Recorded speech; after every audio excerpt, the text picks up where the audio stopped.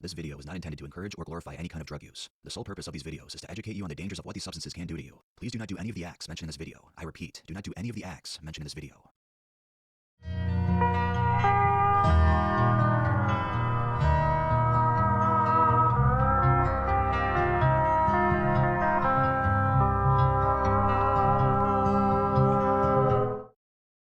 Welcome to the world of Tales from the Trip.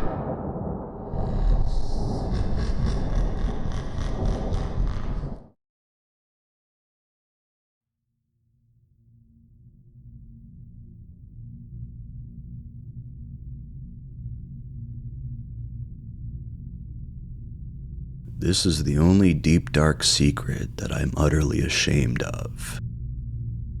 When I was 16 to 17 years old, my friends and I had gotten into a habit of huffing spray paint. Krylon Gold Metallic was the gold standard.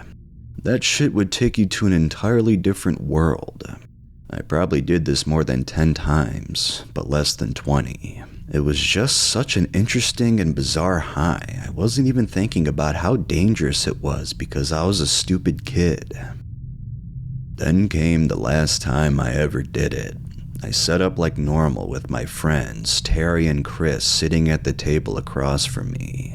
And then I just immediately start going to town. I'm an old hand at this by now. I've got my technique down.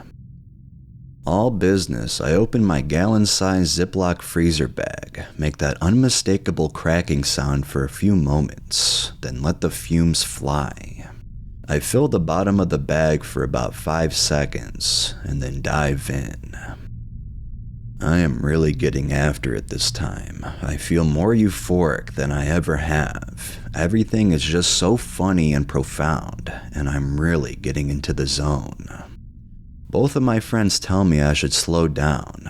I laugh and spray a second bag full. Again, I bury my nose in the bag and breathe deeply. Then, the very next instant, I'm in mid-sentence talking to my friend Randy, who is now sitting across from me. Chris is nowhere to be seen.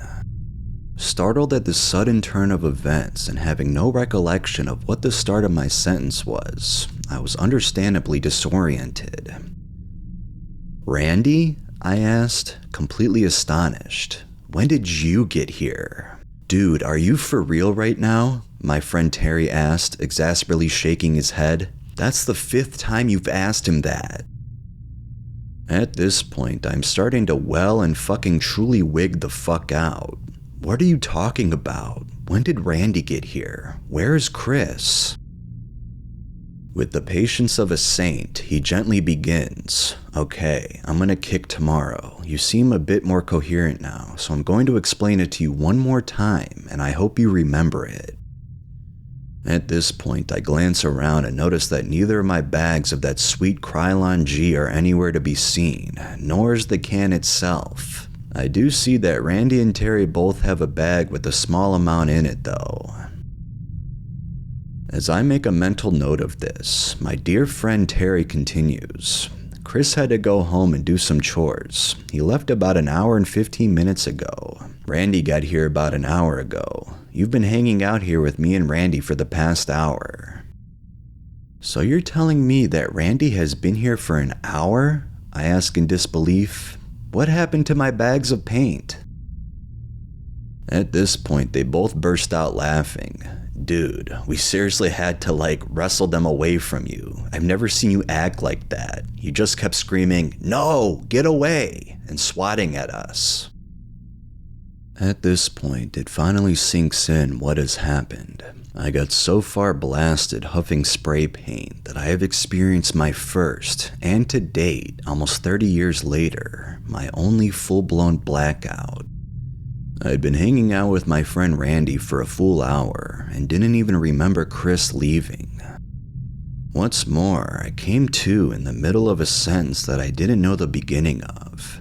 It's like a video editor went into my brain and physically clipped that portion of the tape. It no longer exists. "Holy shit, you guys," I say with terrible, dawning realization. If I had been doing this alone, I would be dead right now. You guys literally saved my life by wrestling those bags away from me. That was insane. Then I asked, was I ever unconscious? Did I ever seem like I was on the brink of losing consciousness? No, he replied, confirming my worst fears. If anything, you seem far more lively than usual. And I was walking around and talking to you guys and everything? Yes, look, you got us these chips and salsa. And how was I talking to you? Honestly, he said, you've been cracking us the fuck up for the last hour. You've been saying some of the funniest shit I've ever heard come out of your mouth, like bizarre observational comedy. Then how could you tell how far gone I was? The only way I knew, he replied, was the fact that you kept forgetting everything as soon as it happened. Well, that settled it. This would be the last time I would ever be touching this shit. And since this is the last time, and since I have 2 friends here to make sure I don't kill myself, it'll be a shame to let all the rest of that paint go to waste. So I think I'll just have a little bit more and call it a day. Reluctantly, my friends allowed that I was coherent enough to have a tiny bit more, and true to my word, I just did a quick 1-second spray in the bag, and then a 20-second huffing session with my face in it. Then I thrust the bag, asking Terry to dispose of it and the paint, and I am now dancing in my friend Chris's living room. What? Oh fuck, it's happened again, I thought, panicking. Chris, where's Terry? Terry went home, so you came over here to hang, he replied with a wry smile. And how long have I been here? I asked, dreading that I already knew the answer by the fading daylight outside. Oh, about 2 hours. Well, fuck. How have I been acting? I asked him. You've been acting fine, normal, but just in a really good mood. Yeah, not so much anymore. I got the rest of the story from Terry the next day. As promised, he and Randy took the bag away after my one last tiny session and threw it all away. He swore to God up and down that that little bit I remembered doing was definitely all I did, but it was enough to send me into another 2-hour-long blackout, not 45 minutes after the hour and 15-minute-long blackout that preceded it. That night, I said a silent prayer to whatever powers that be that I hadn't irreparably damaged my brain. That was the last time in my life I ever touched an inhalant, excluding nitrous oxide, which I don't consider a true inhalant. The moral of this story is that I was very lucky to have friends there the time I went overboard. I took several solo paint trips during my 9 months or so of experimentation. If that had happened one of those times, I am positive I wouldn't be here. Don't do inhalants, kids. They're real. Not even once.